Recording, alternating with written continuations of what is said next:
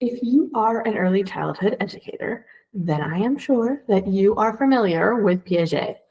Piaget's stages of cognitive development, his belief in constructivism, his demonstration of how children learn through experience and play, all of these have had a monumental influence on the field of early childhood education. So, what would Piaget think about nature-based preschool? Hello, I'm Nicole Dravillas-Fravel, and this is Wildwood Teaching. And today I'm doing a little thought experiment. I am trying to think about Piaget were around today. What would he have to say about nature-based and outdoor preschools, and how that fits with play and children's development? How well do our nature-based philosophies fit with Piaget's theories? Well, according to Piaget, right, look at his stages of cognitive development, preschoolers are in the pre-operational stage. And this stage lasts approximately from age 2 to age 6. And this is where children move from very concrete thinking to logical thinking, from being very egocentric to being able to see and understand multiple perspectives, from being incredibly present focused to thinking about the past, future, and being able to plan.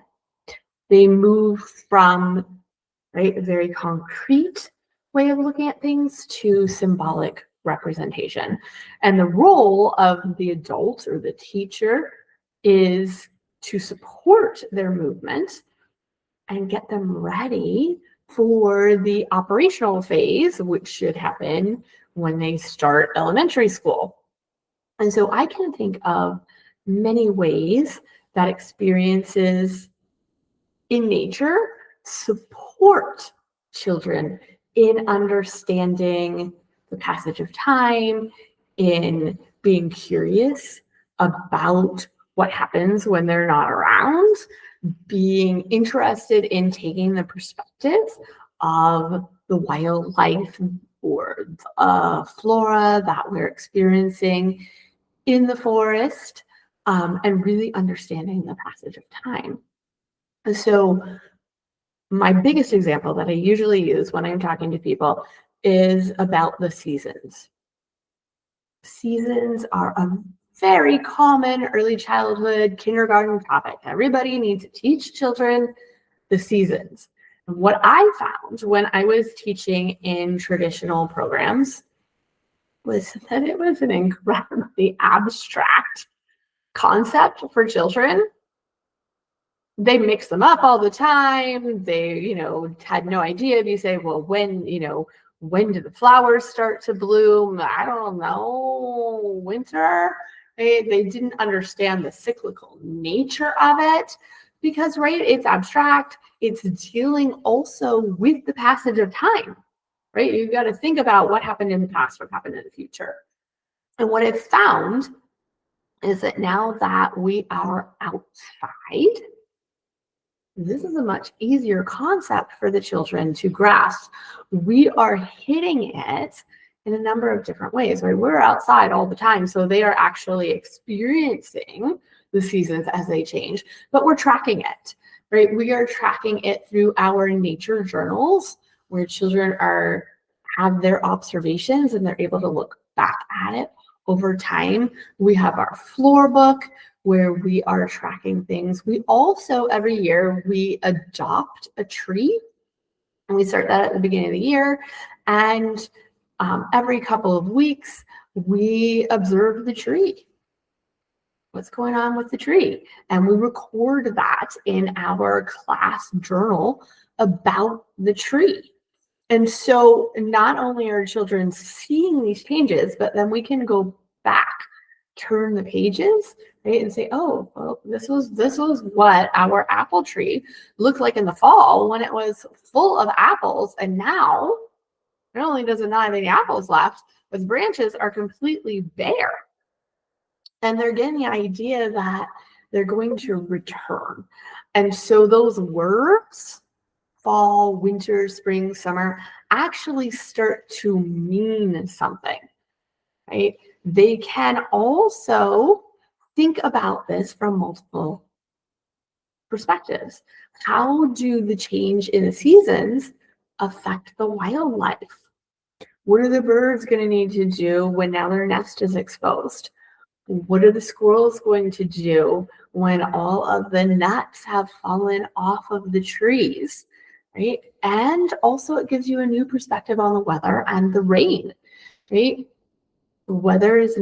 Rain is never comfortable, but we can tolerate it because now we know what is coming and that we will eventually get the benefit of it. Now, the pre-operational stage is just that. It's a stage of development. And Piaget believed, unlike some other theorists, that humans pass through these stages in order, and that each stage lays the foundation for the following stage. And if you don't have that proper foundation, then you're going to have issues with the next stage. And some people may never attain all of the reasoning and thinking skills in Piaget's later stages. So, what did Piaget have to say about how children learn? And therefore, what we can do as preschool teachers to assist this learning. Well, Piaget believed that learning happens through 4 different functions. The first one is simple biology.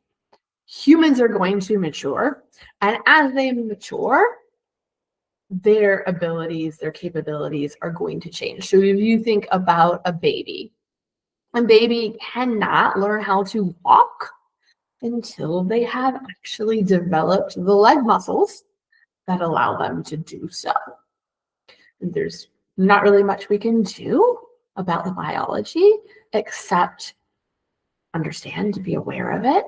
So number 2, the baby won't automatically learn how to walk if we haven't set up an environment that enables them to do so, right? If we keep that baby in the playpen all the time, strapped in to a car seat, whatever it is, they are never going to have the opportunity to move their legs and explore how they work and learn how to walk through hands-on applications. And learning is also then tied to a third function, which is social interactions. Peers, adults, interacting with the child. So again, if you think about the baby, they may not learn to walk if it's never modeled for them, if they don't know that it is a possibility. And also if they don't have the support to go through the stages, right? Where they first start to crawl, and then maybe they cruise while holding onto furniture. And then maybe they're holding on to an adult's hand. Or maybe the adult is there as they're starting to walk to catch them if they fall, is doing that scaffolding. The fourth piece is something that Piaget called equilibration. And that means that every time we encounter something new, we need to balance that new with what we already know. And you have 2 choices when you have that new experience. You can either make it fit, or you can change your schema in your brain to match this new thing. So again, if you're thinking about that baby learning how to walk, let's say a baby is walking fairly well, and all of a sudden they encounter uneven terrain. So they have 2 choices, right? Their brain can say, okay, uneven terrain when I'm walking is new, but it's not entirely new because I felt bumps when I was crawling. And I know that when I am crawling and there's a bump, I need to lift my hands higher, my knee higher to get over it, So I'm going to fit that in with my new information. And now I know I need to lift my leg a little bit higher to get over that bump. Or you're not going, it's going to be brand new information that does not fit a past schema. You're probably going to fall down. Right? I hit a bump, I fell down. But now I'm going to learn from that, right? Now I know I've got to create a new schema, right? Oh, bumpy terrain, I don't want to fall down. What are some things I can try, right? And they might not know it right away. Okay, I'm going to experiment. Should I slide my foot? Should I lift it up? Do I have to counterbalance?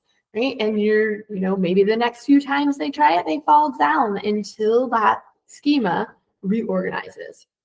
And I think all of these functions work really well with a nature-based philosophy because we are known for giving children lots of time and space to do that exploration, to experiment, to try new things, to fail, to rearrange your schema, to try it again, right? That natural world is providing plenty of uneven terrain, both literally and figuratively, where children can organize and reorganize all of the information in their brain. And they are not just wild in the forest, right? We are here as educators observing what they are doing, right? And building that scaffolding and saying, okay, what can I bring to this, or what experiences can I introduce to them that will support them on that journey? And I think part of that observation is really being tuned into a child's biology, right? We're not going to push things that they're not ready for. We're going to look at what is this individual child ready to challenge themselves with, and we're going to provide the opportunity at just that right time for them. So my verdict in my little thought experiment here is that I absolutely think that Piaget would be on board with nature-based education, giving children lots of time to explore outside and have that constructivist opportunity to learn through play.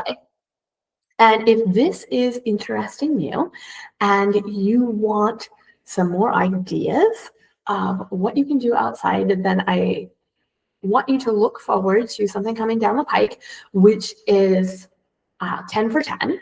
And it is 10 different trainings that I am offering for $10 a piece. They are each very discrete, very concrete trainings. They are designed for you to master one quick thing that you can implement right away to make a change in your program and get those children learning with nature more. So look for that coming down the pike, and then tune in next week for another free episode of Wildwood Teaching, when I am going to be giving gratitude. It's Thanksgiving week. So please, I hope to see you there.